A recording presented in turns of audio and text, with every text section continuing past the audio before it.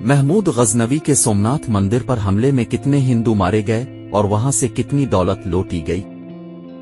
तारीख की मुताद्दिद किताबों में बताया गया है कि महमूद गजनवी ने गुजरात में सोमनाथ के मंदिर को लूटा था और इंडिया पर किए गए उनके हमलों के दौरान हजारों हिंदू उनकी फौज के हाथों मारे गए। ये कहानी सोमनाथ के मंदिर पर महमूद गजनवी के हमले और यहां से लूटे गए खजाने के बारे में है। ये गुजरात के सोलंकी हुक्मरानों के लिए तबाही का वक्त था। सौराष्ट्र के साहिल पर वाक़े सोमनाथ मंदिर की वजह से इसे गुजरात की गोर्जर सल्तनत का मजहबी दारुल हुकूमत समझा जाता था। सोमनाथ मंदिर की छत अफ्रीका से बरामद किए गए पत्थरों के 56 सतूनों पर टिकी हुई थी। मंदिर के ऊपर 14 सुनहरी गुंबद थे जो धूप में चमकते थे और दूर से नजर आते थे। मंदिर के अंदर नस्ब शिवलिंगा की ऊंचाई लगभग 7 बालिश्त थी, जिसे खूबसूरत नक्शो निगार से सजाया गया था और हीरों से जुड़ा एक ताज उसकी चुक्का चौंध में मजीद इजाफा करता था। सोने की एक मोटी जंजीर शिवलिंगा पर चढ़ाने के लिए इस्तेमाल होती थी, जबकि मंदिर के करीब जवाहरात, सोने और चांदी की मोतियों से भरा एक तोशा खाना था। गर्भगृह के करीब छत पर भगवान शिव की कई सोने और चांदी की मूर्तियां रखी गई थी।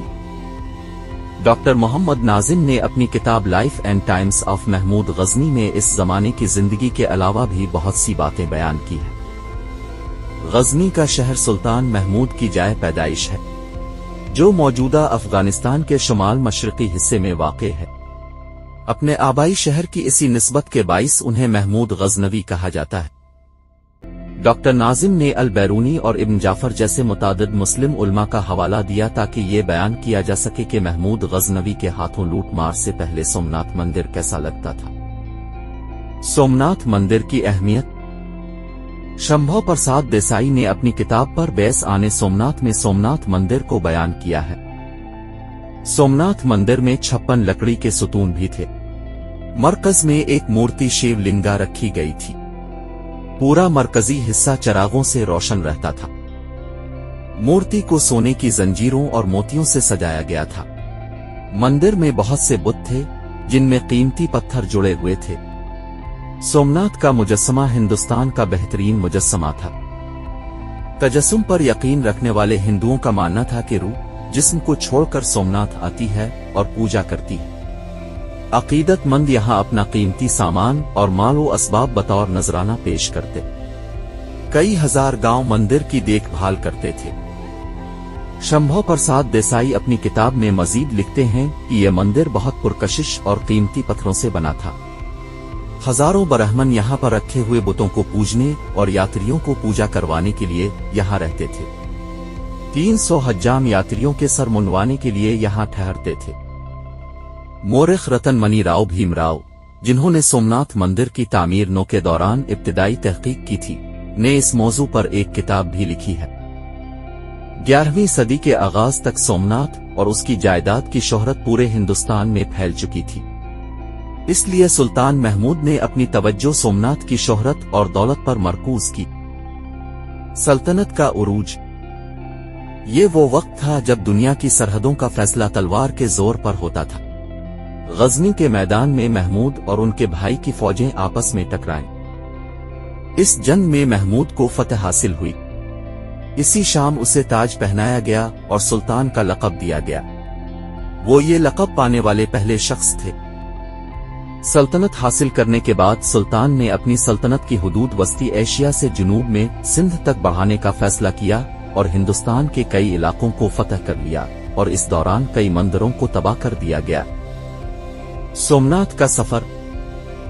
महमूद की सवाने के मुताबिक उस वक्त हिंदुओं में यह अफवाह फैली हुई थी कि सोमनाथ भगवान उनसे नाराज हैं। इसलिए उन्होंने महमूद को भेजा है कि वो उन्हें सजा दे और हैकल को तबाह करे। जब महमूद को इस बात का इल्म हुआ तो उसने सोमनाथ पर चढ़ाई का फैसला किया। फिर महमूद ने अपने 30,000 घुड़सवारों के साथ 18 अक्टूबर 1025 को सोमनाथ पर हमला किया। ताहम तारीख की किताबों में हमें इस फौज की तादाद में फर्क मिलता है। रतनमनी अपनी किताब में लिखते हैं कि 30,000 सिपाही जबकि 54,000 गुलाम और मजदूर इस फौज का हिस्सा थे।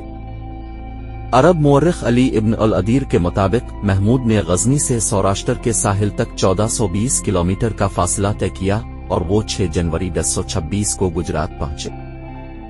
محمود نے غزنی سے سومناتھ تک کا سفر بہت تیزی سے مکمل کیا۔ شمبھو پرساد دیسائی نے اپنی کتاب پر بیس آنے سومناتھ میں اس سفر کے حالات بیان کیے ہیں۔ وہ لکھتے ہیں کہ موڈھیرا نامی علاقے میں پہنچ کر محمود کو اپنے پہلے بڑے چیلنج کا سامنا کرنا پڑا جب 20,000 فوجیوں کے ایک لشکر نے ان پر حملہ کیا۔ ڈاکٹر ناظم نے اپنی کتاب life and times of Mahmud Ghazni میں لکھا ہے کہ اس جنگ میں سلطان محمود کو فتح ہوئی۔ شمبھو پرساد دیسائی عرب مورخ الابن الادیر کا حوالہ دیتے ہوئے لکھتے ہیں کہ محمود نے موڈھیرا کی جنگ جیت لی اور اس سے محمود کے لیے سومناتھ پر حملہ کرنا آسان ہو گیا۔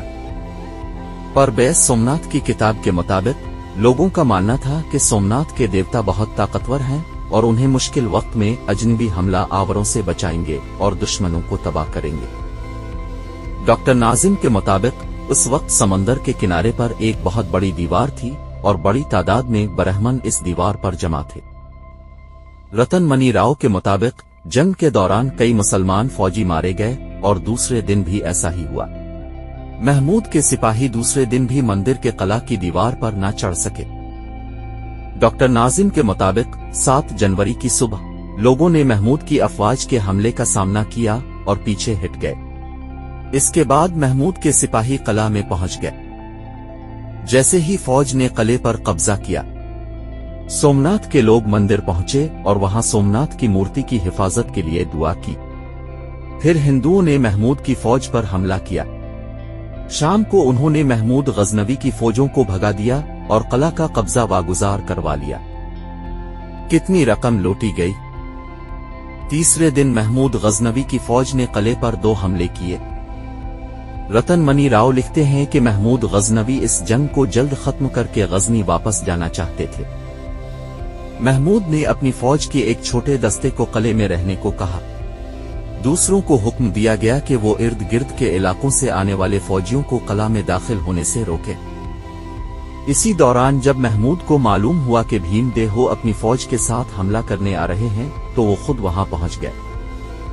بھیم دیہو اور محمود کے درمیان زبردست جنگ ہوئی۔ بھیم دیہو بھاگ گئے اور محمود جنگ کے بعد سومناتھ واپس آئے اور قلعے کو تباہ کر دیا۔ ابن الادیر کے مطابق سومناتھ کو بچانے کی اس کوشش میں کم از کم 50,000 یاتری اپنی جانوں سے ہاتھ دھو بیٹھے۔ سومناتھ کا خزانہ لوٹنے کے بعد محمود نے سب کچھ جلانے کا حکم دیا۔ علی ابن الادیر کے مطابق سلطان نے لوٹ مار سے تقریباً 20 لاکھ مہریں حاصل کی۔ کتاب life and times of Mahmud Ghazni کے مطابق سلطان کو اپنے دور میں ہونے والی لوٹ مار کا صرف 5واں حصہ ملا تھا۔ ایک مہر کا اوسط وزن 4.2 گرام تھا اور اگر رقم کا حساب لگایا جائے تو اس کی قیمت آج کے 105 کروڑ 43 لاکھ انڈین روپے بنتی ہے۔ یہ ذکر کرنا بیجانہ ہوگا کہ یہ اندازہ اس کتاب میں 1931 میں لگایا گیا تھا۔ ہار lord Wilberforce history of Kathiawar from antiquity میں لکھتے ہیں کہ اس وقت سومناتھ سوراشٹر میں کوئی دوسرا بادشاہ نہیں تھا جو محمود سے لڑ سکے۔ چنانچہ سومناتھ میں خزانہ لوٹنے کے بعد محمود کوئی وقت ضائع نہیں کرنا چاہتے تھے اور اسے جلد از جلد باہر نکالنا چاہتے تھے۔ پربھس سومناتھ کے مطابق محمود نے سومناتھ پر حملہ کر کے ہندو بادشاہوں کو حیران کر دیا تھا۔ مالوا کے بادشاہ بھوجا پرمار، سمبھروا کے وشال دیو چوہان اور پٹن کے بھیما سولنکی نے محمود پر جوابی حملہ کرنے کا منصوبہ بنایا ہوا تھا۔ چنانچہ محمود کے پاس غزنی واپسی کے صرف 3 راستے تھے۔ مالوا کے راستے میں بادشاہ بھوجا تیار بیٹھے تھے، جبکہ وشال دیو ماؤنٹ ابو میں بیٹھے ہوئے تھے۔ بھیم کی فوجیں محمود کو کچھ میں روکنا چاہتی تھیں، البتہ محمود ان تینوں سے زیادہ عقل مند تھے۔ انہوں نے صحرائی راستے کا انتخاب کیا۔ محمود کو ان کے جاسوس بادشاہوں کی سرگرمیوں کے بارے میں مسلسل آگاہ کر رہے تھے۔ پربھس سومناتھ کے مطابق محمود نے صحرا کے راستے کچھ سے سندھ تک کا سفر کیا۔ بھیم دیہو تینوں بادشاہوں میں سب سے کم طاقتور تھے۔ ان کی سلطنت محمود کے راستے میں پڑی۔ یہ جانتے ہوئے کہ لوٹ مار کے ساتھ غزنی واپس آنا آسان نہیں ہوگا، محمود نے بھیم دیہو کے قلعے پر حملہ کرنے کا فیصلہ کیا۔ کتاب life and times of Mahmud of Ghazni کے مطابق محمود بھیم دیہو کو قتل کرنے کے بعد وہ کچھ سے سندھ چلے گئے۔ ویڈیو کو لائک اور شیئر کریں اور چینل کو سبسکرائب کریں۔